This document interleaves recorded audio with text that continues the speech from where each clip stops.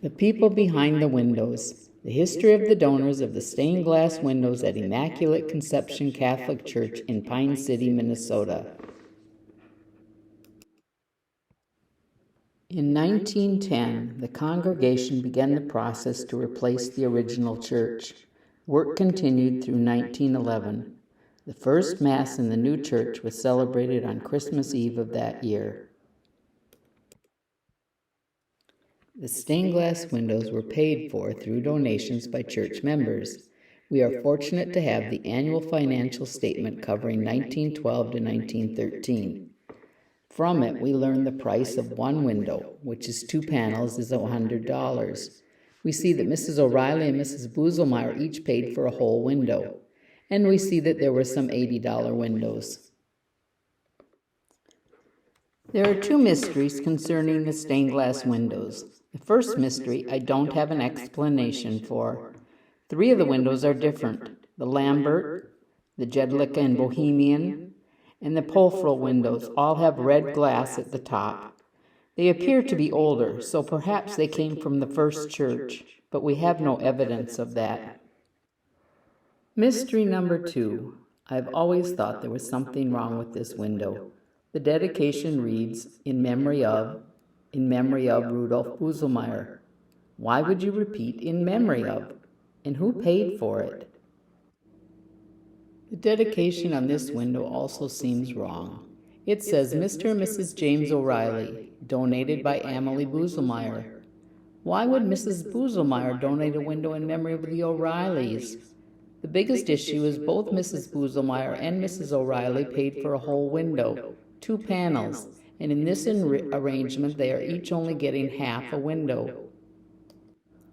Here are the dedications from those 2 windows. The color difference is a lighting issue. I think a mistake was made, and this is the way the dedication should read.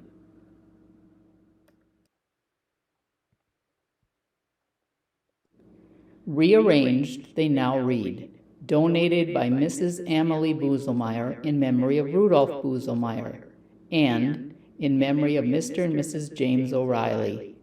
Both windows make sense, and both Mrs. Buselmeyer and Mrs. O'Reilly each get credit for a whole window.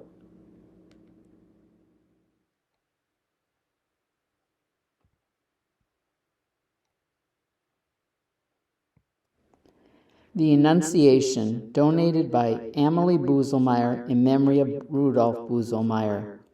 Rudolf Buselmeyer and Amalie Zeller were both born in Germany. They married and immigrated to the U.S. They moved to Pine City, where Rudolf built his own brewery.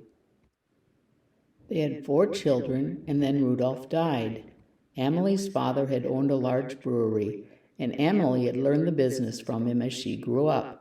She ran the brewery after Rudolf died. In 1886, Amalie married Rudolf's brother, Theodore W. They had 2 children together, Josephine and Theodore Joseph, or Ted II. When families repeat names, I use a number along with the name to keep them all straight. Unfortunately, in 1899, the brewery burned down.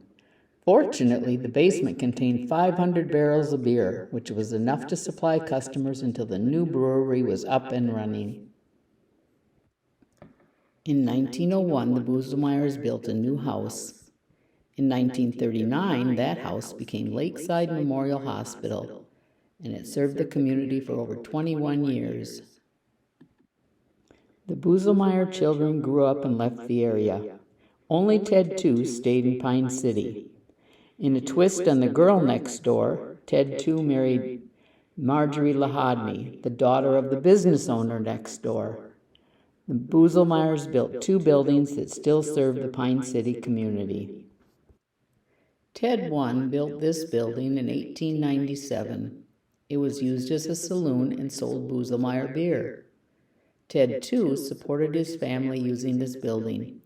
Today it is the home of Nichols Cafe.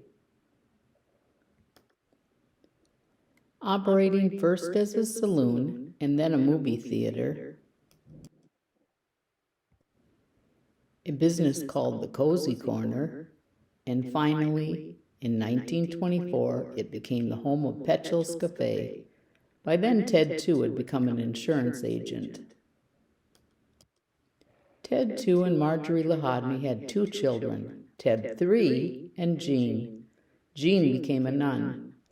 Ted 3 taught school for 2 years in District 33. His yearly salary was $600. Perhaps that was the reason he went to the University of Minnesota to become a dentist. In 1939, Ted 3 married Mary Conacher. They settled in Buffalo, Minnesota. St. Nicholas, donated by Nick Therian family. Nick Therian and his wife Elizabeth were born in Luxembourg. Elizabeth died, leaving Nick with 4 small children.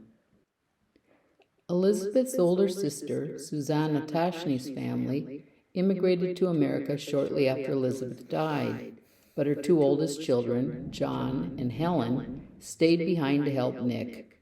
They all immigrated a year later. John went to live his own life. Helen and Nick married in Mankato before moving to Pine City, where they added 8 more children to the family. There are lots of Thiry descendants. The 11 children of Nick and Helen who reached adulthood produced 65 grandchildren and 197 great-grandchildren. Perhaps the best-known descendant, at least in the Pine City community, descends from Nick and Helen's son, Leo. Leo married Lydia Eng, and they had 9 children. Their 3rd son was Robert George Thiry, better known as Bob. St. Michael the Archangel, donated by Michael Thiry and family. Michael Thiry married his wife Pauline in Paris, France, where she was born. Their 2 oldest children, Elizabeth and Joseph, were born in France. Daughter Paulette was born after the family immigrated.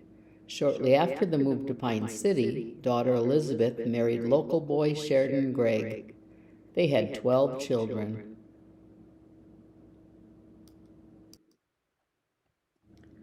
The Michael Thirys looked like they were a fun-loving bunch.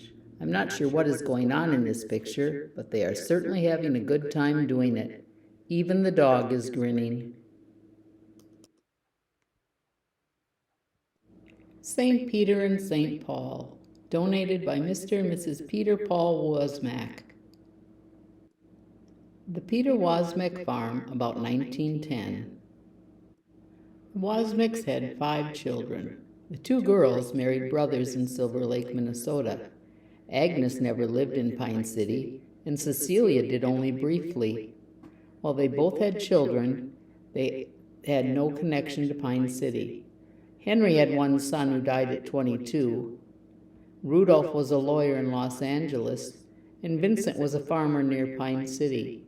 Neither Rudolph nor Vincent had children.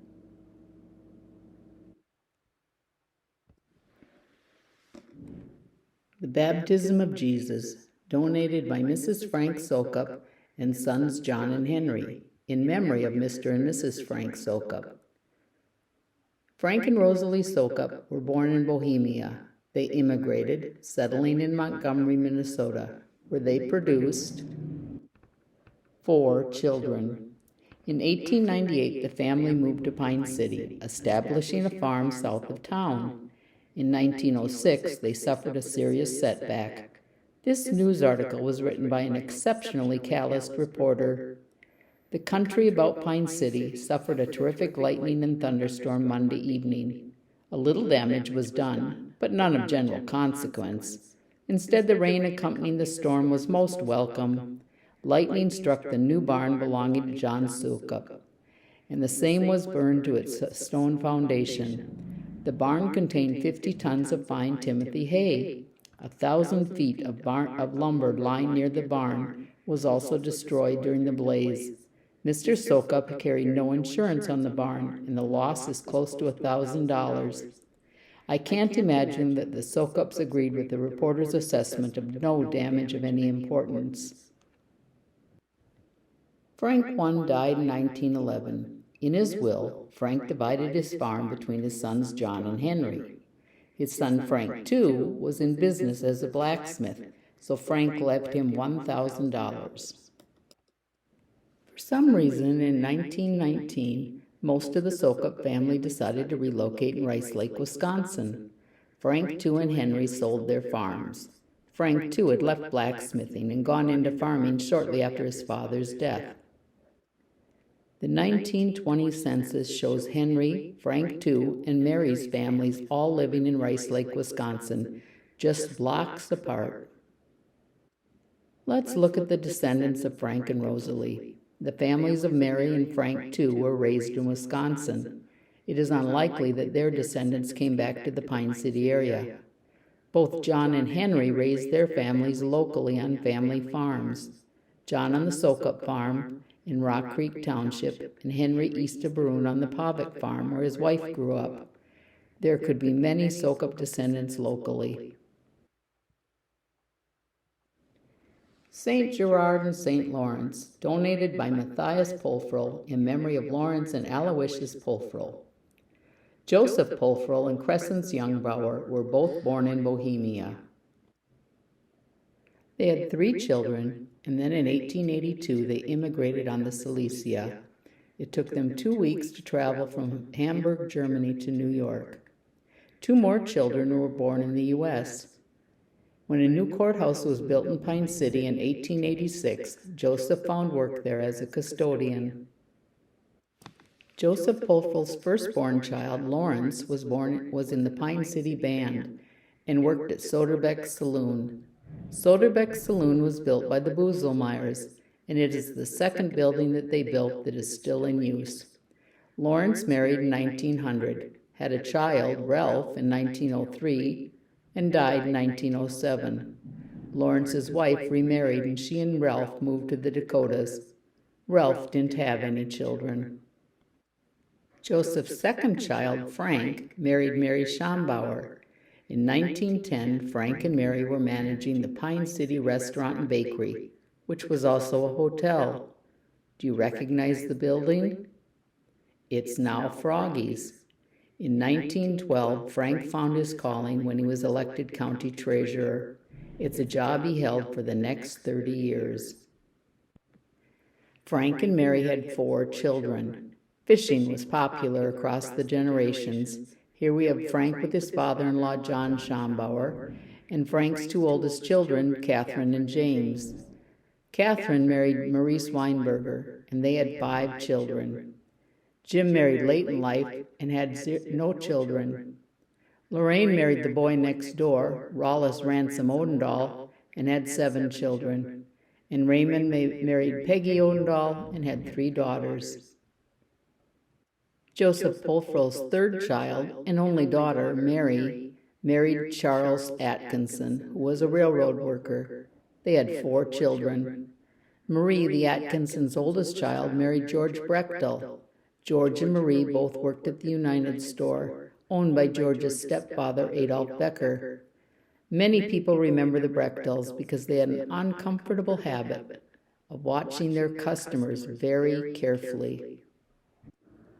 George Atkinson married Geneva Johnson. They had a daughter named Sharon who lives out east and raised her family there. Geneva worked at the Francis Ann shop. Mary's 3rd child, Ralph, had 4 children and raised his family in the Duluth area. Lawrence, the youngest, died in World War II. Mary's family lived with her brother Matt, and brother Frank lived next door. Matthias, or Matt, was the first of the Joseph Pulfrell children to be born in the U.S. He was known for the excellent agricultural exhibits that he created for the state fair. He won many awards. Louis, the youngest of Joseph Pulfrell's children, died at age 19 of epilepsy. Aloysius is Latin for Louis. St. Patrick, donated by Mr. and Mrs. Henry W. Daly and family. Henry Daly married Anastasia O'Reilly. Anastasia was the firstborn child of James and Bridget O'Reilly. That is worth noting because the O'Reillys also bought a window. Henry and Anastasia moved to a farm south of Pine City in 1902. Later, they moved to town where Henry served on the board of the Farmers and Merchants Bank for many years. Henry and Anastasia had 9 children. None were born in Pine City, and only George remained in Pine City as an adult. The rest were scattered across the country.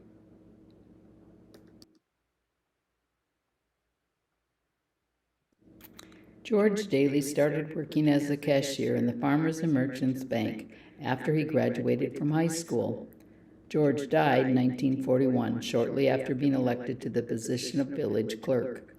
George's wife, Viola Daly, was appointed village clerk to fill out the rest of her husband's unexpired term. Viola did well in the job and was re-elected to the position. In 1939, Pine City gained a beautiful new village hall as part of a WPA project. It stood just south of the 1886 courthouse. In 1952, lightning struck the courthouse, starting a fire that caused irreparable damage to the building.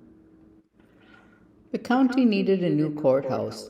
Pine City was afraid the county would decide to move to another town, so they made the county an offer they couldn't refuse. They offered to sell the village hall to the county for $1. The county said yes, and the county seat remained in Pine City.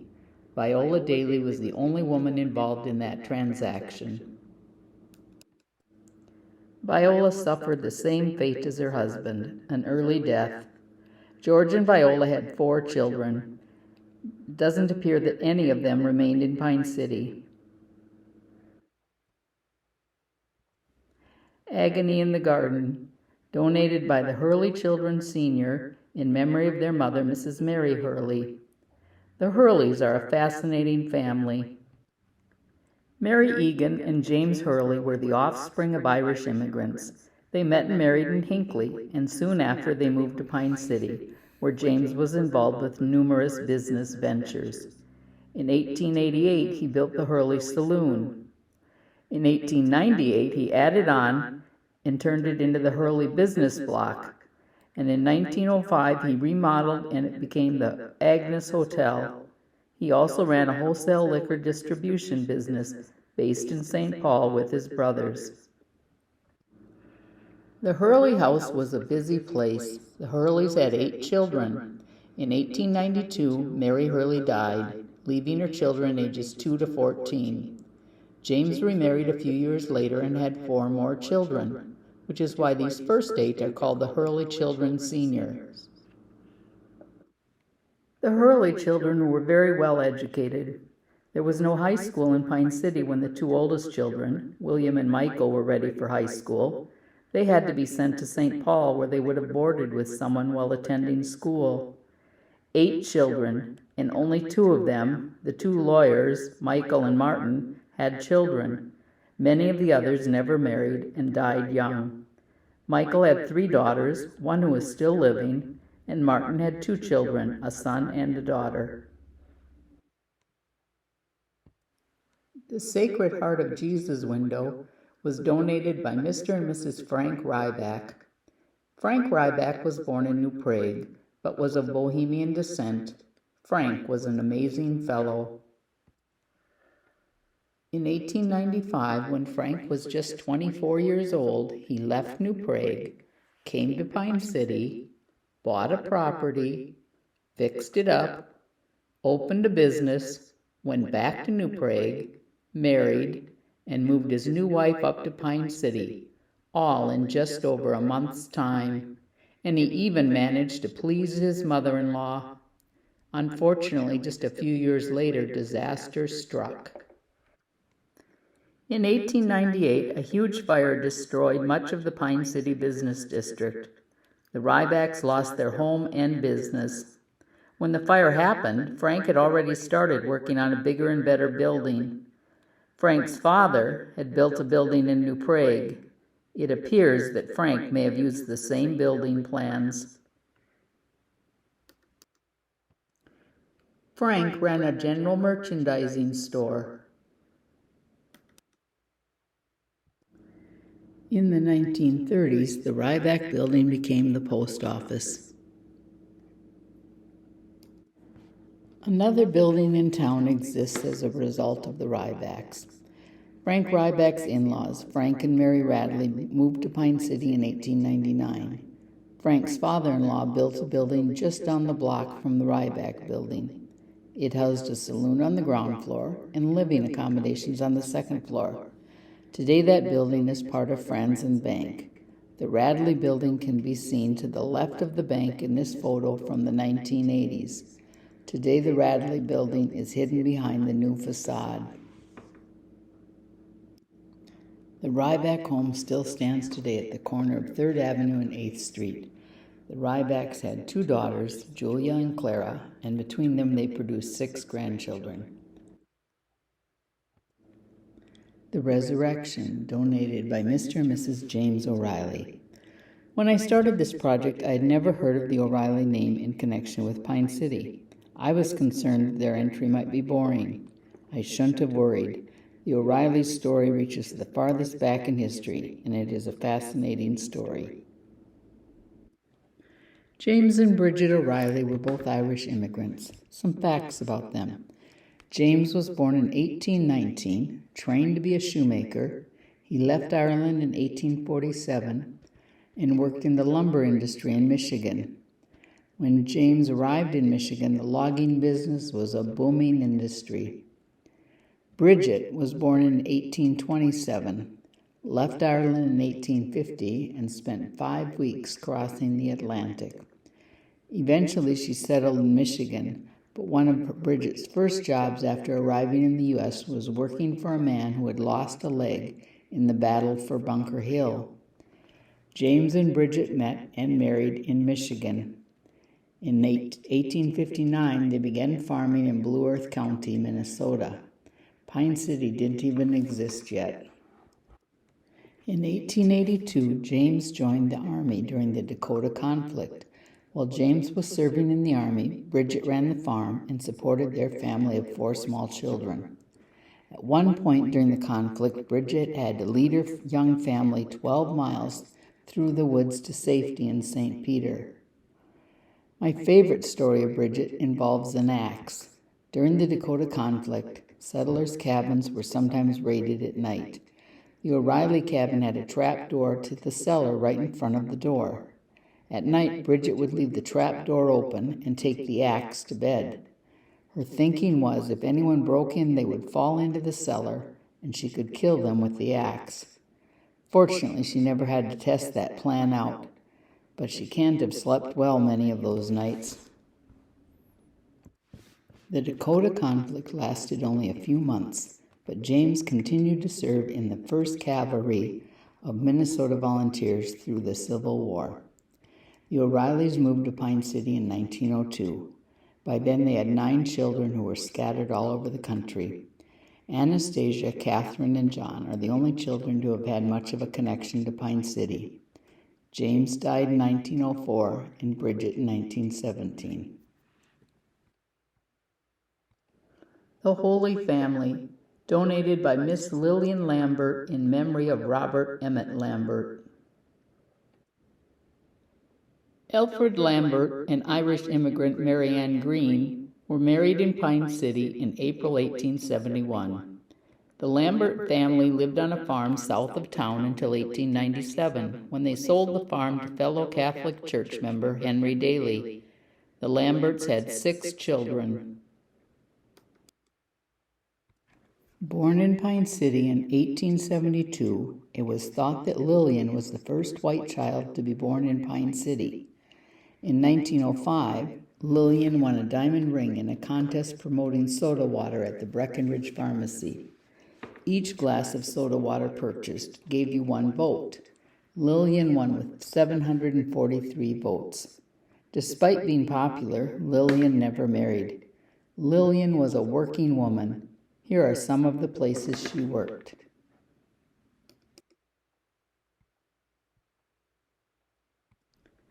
Breckenridge Pharmacy is on the left, and the post office where Lillian worked is on the right, in the newly constructed Glosso building. These buildings still stand In 1927, Lillian and her sister Bessie bought the West Side Grocery. They renamed it Lambert's and operated it for a few years. William was the second Lambert child. He was well educated, having attended St. Thomas University in St. Paul and Georgetown in Washington, D.C. William is pictured here with the Owl Club, whose goal was to be of service to the community. The young boy in front is William's youngest brother, Bernard. He was the club mascot. In 1905, William bought the Home Plate Saloon, located where the Art Center is today.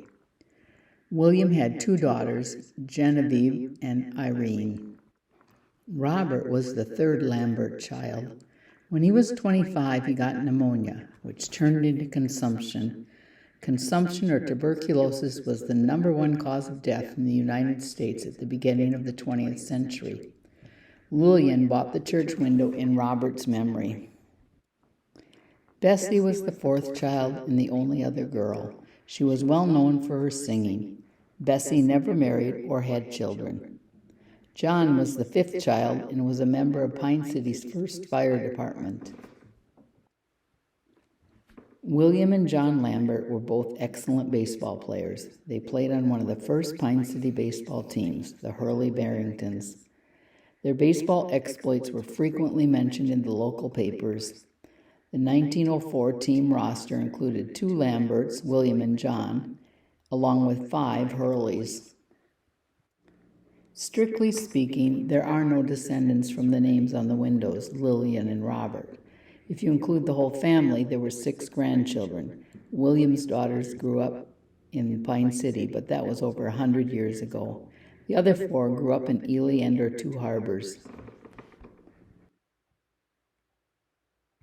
The St. Wenceslas window was donated by Jacob and Barbara Jedlicka.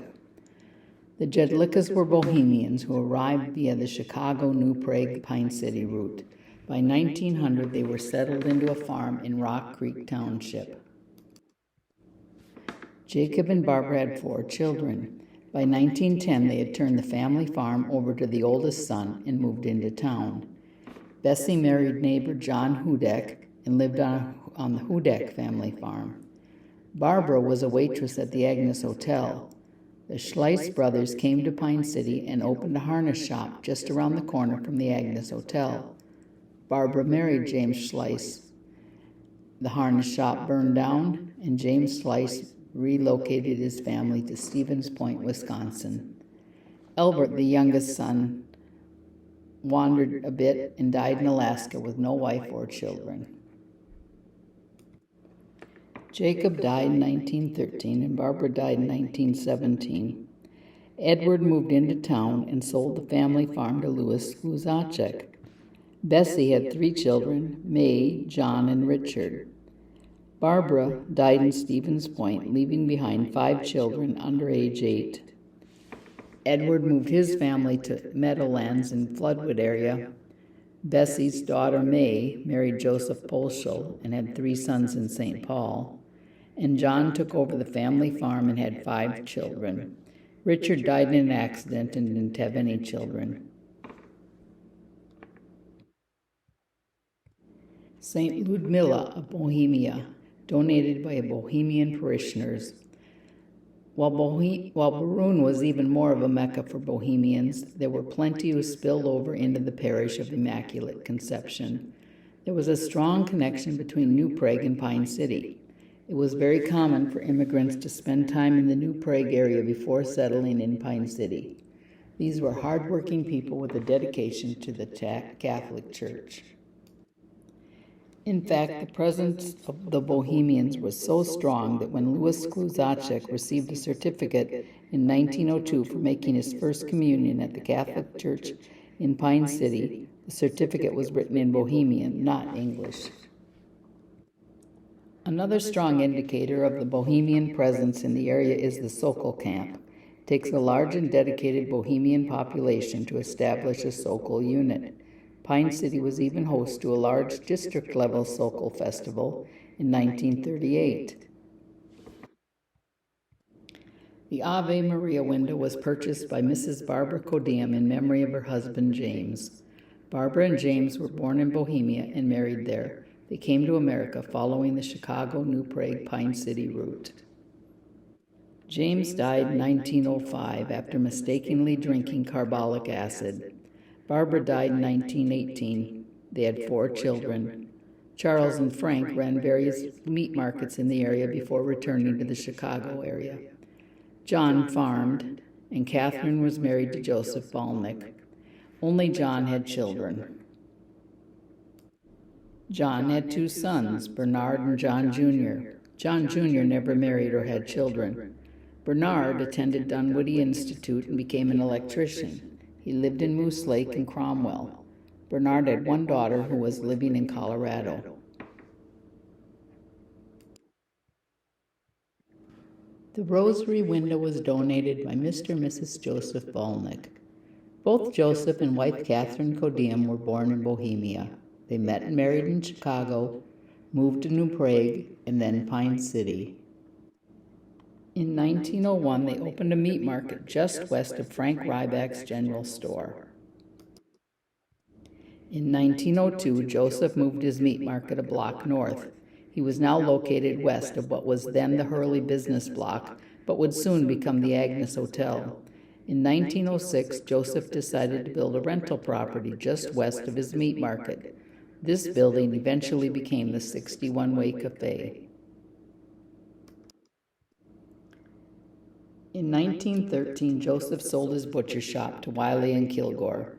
Joseph died in 1916. The Balnicks had no children that lived beyond infancy. The Pine City History Association appreciated this opportunity to work with Immaculate Conception to help discover, document, and preserve history related to your church. We wish you all the best as you continue to serve the community going forward.